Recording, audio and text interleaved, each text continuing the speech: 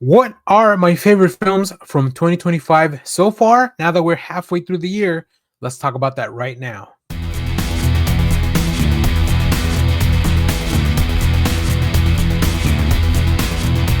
Hello, everyone. Dan here from the Next Issue Podcast. On this video, I want to go over. I just finalized my list for my favorite stuff from 2025 so far. So I wanted to share that with you, and we're gonna come take a look at it. Now, I use Letterbox, of course, because I think Letterbox is probably the best platform to do something like this. And I'm very excited. There's been a lot of really good films this year. A lot of stuff that I'm really enjoying, a lot of stuff that I'm very much looking forward to. So let's take a look at the top 10 films for me of this year so far. We're going to start with number 10, and I'll just talk a little bit about each of the films. All right, here we have my top 10 films of the year. Starting at number 10, we have The Accountant 2.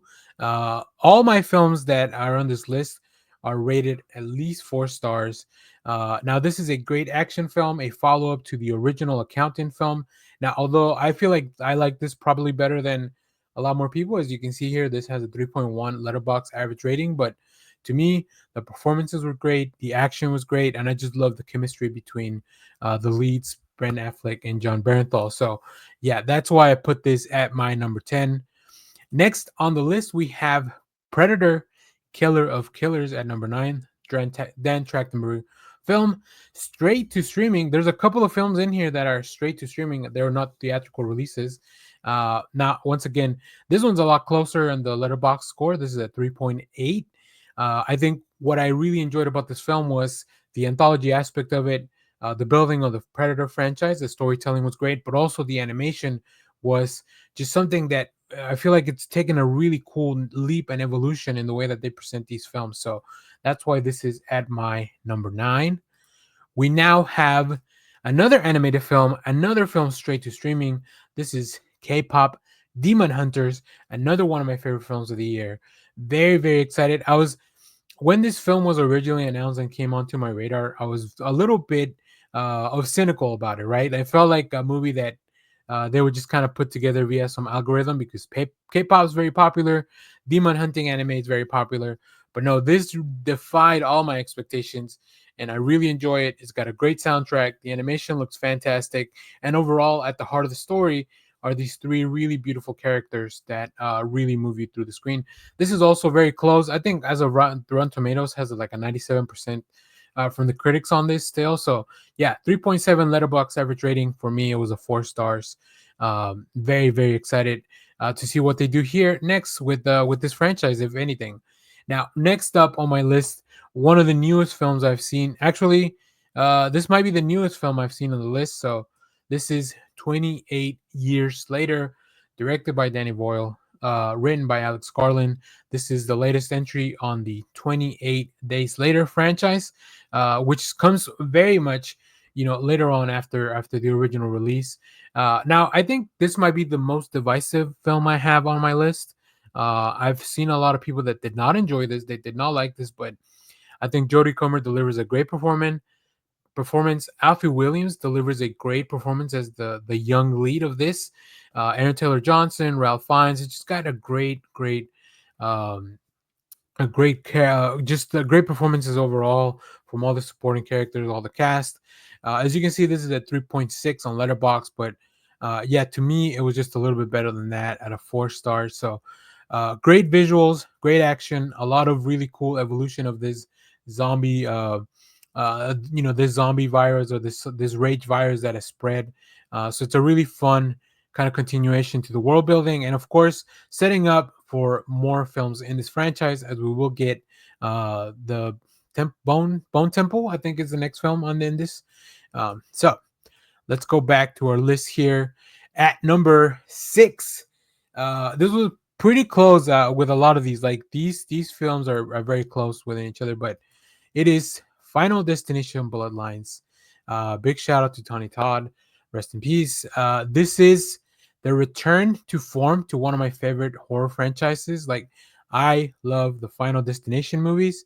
I love the idea of these like really elaborate deaths, like these they're gold rubric machines. Like, it's got some great performances, great deaths. Big shout out to Anna Lori, who's somebody that I've been following on the on the internet space for a long time, and she's a very talented individual.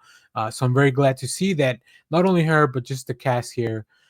They really deliver on all this great deaths, and I hope that this means that we can go back and maybe have a few more Final Destination films. Now, at number five, maybe you can't see it because of the way the layout is done, but it is Mission Impossible: The Final Reckoning. This film just probably the best stunts, the best ideas for like how to expand something on a franchise. Although the story gets a little bit convoluted, just all the stuff that the team has done to bring these stunts to life, as well as some of the heart, like the heart in a lot of these performances. I love Haley Atwell. I think she's great. Palm Clementif is fantastic as well. Like, we just get to see so many cool characters. And then it's also kind of the ending and the closing of this franchise. Maybe we don't really know. Chris McQuarrie and Tom Cruise have been working on a lot of this stuff together for a long, long time. So as you can see, this one I'm also a little bit higher than the average rating. So at number four, this was my favorite film of the year for a long, long time. But there's three films that kind of knocked it down. This is a Black Bag, the Steven Soderbergh film. From Steven Soderbergh directed the Oceans franchise, which I'm a big fan of. This is just a really cool, very interestingly paced 90-minute movie. It's all about the performances here. Kate Blanchett, Michael Fassbender, Tom Burke, Marissa Abella, Ray John Page, Naomi Harris, Pierce Brosnan. Like, they just bring the goods into this. Like, it could have been all about just like those dinner scenes. It could have been about this little spy game. Yeah, this is just a fantastic.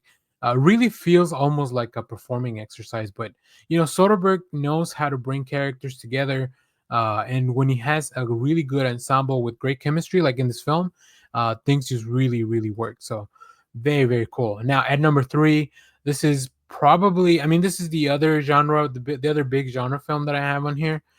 It is Marvel's Thunderbolts. I love this scrappy little group of, of I guess now superheroes. Um, I love the story here. This film has a lot of heart. I watched this. This is the only film in this list that I've seen twice. Actually, as of the recording of this video, like the day I'm recording this movie is actually going on VOD, so I'll definitely be checking it out again. Jake Schreier does such a good job here. But of course, this is all about the ensemble, right? Florence Pugh with Sebastian Stan, Julia Louis-Dreyfus, Louis Pullman, David Harbour, Wyatt Russell, Hannah John Kamen. Like, they just bring everything together. It's not a perfect film, but man, oh man, does it have a lot of heart? Does it have a lot of really cool stuff in it? And then, of course, it does still kind of move the franchise forward in the MCU, which is not the thing that I'm looking for in these movies, but it is definitely always a bonus when it happens. So, yeah, the only film I've seen twice. I can't believe it. I'm ready to watch it again, really. We do have a full conversation about this film on our channel, like everybody on a live stream with the whole gang. So make sure to check that out. All right, at number two, another film that just kind of came out of nowhere for me.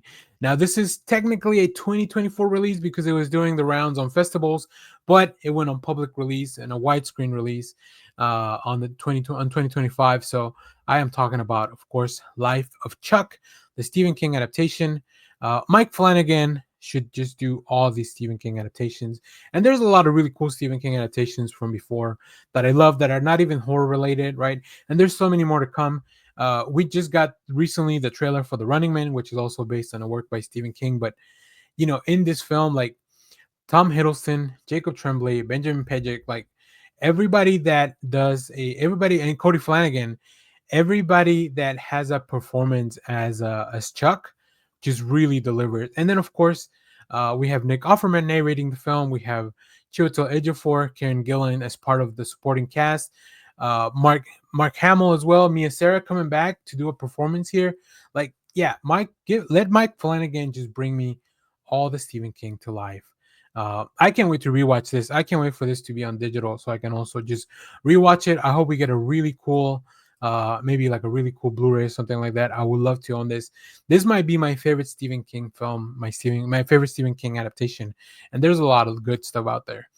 And then finally, of course, we have Sinners from 2025, directed by Ryan Coogler.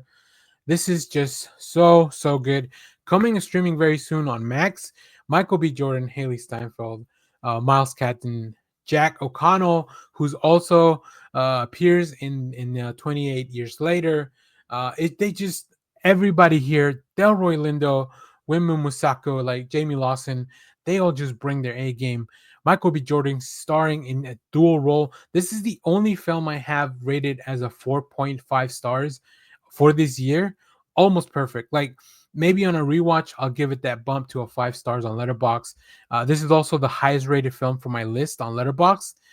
So yeah, I think the people agree. I agree. This is just a home run for Warner Brothers, for Ryan Coogler, and this just there is a scene on this film that I feel is like the greatest thing put on film that I've seen in a long time. So very exciting stuff.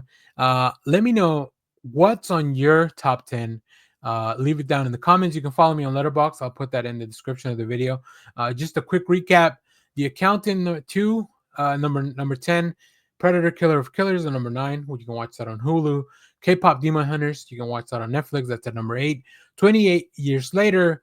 Final Destination Bloodlines at number 6, Mission Impossible, The Final Reckoning at number 5, Black Bag at number 4. You can watch that on Peacock. Thunderbolts at number 3, The Life of Chuck at number 2, and then of course Sinner, as I mentioned, coming to HBO Max very soon at number 1. So that's my top 10. Let me know, what do you think of my list? Let me know what are your favorite things from 2025, and of course make sure to come back. We'll talk more about all these films. We'll definitely do a top 10 ranking of like everything at the end of the year.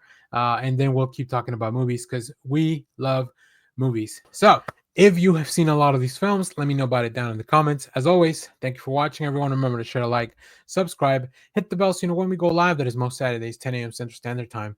And stay tuned. We have more comic reviews, trailer reactions, TV recaps, all that fun stuff here in the channel. Thanks for watching, everyone. Bye-bye.